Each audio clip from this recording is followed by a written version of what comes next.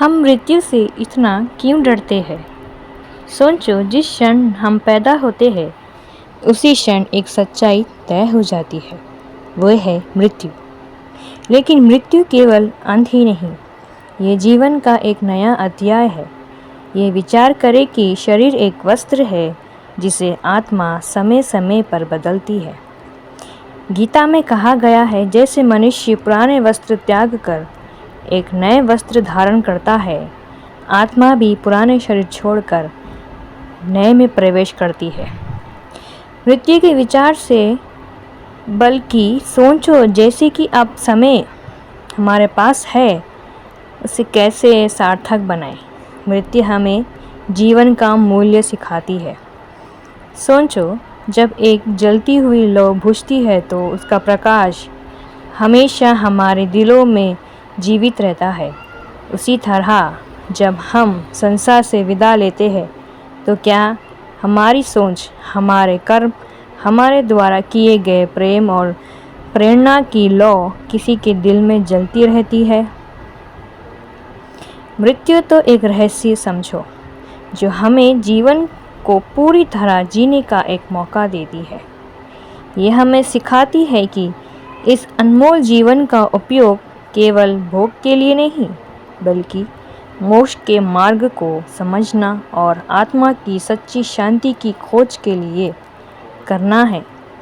तो जब भी मृत्यु का विचार आए, इसे डरने के रूप में नहीं, बल्कि एक प्रेरणा के रूप में देखो।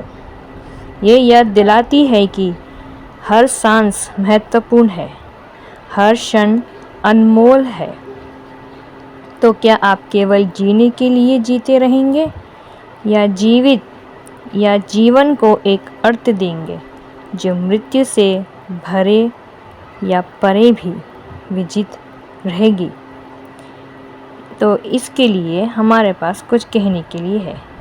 हिंदू धर्म में ऐसा कहा जाता है कि आत्मा जन्म और मृत्यु के चक्र में बंधी है, जिसे संसार कहा जाता है।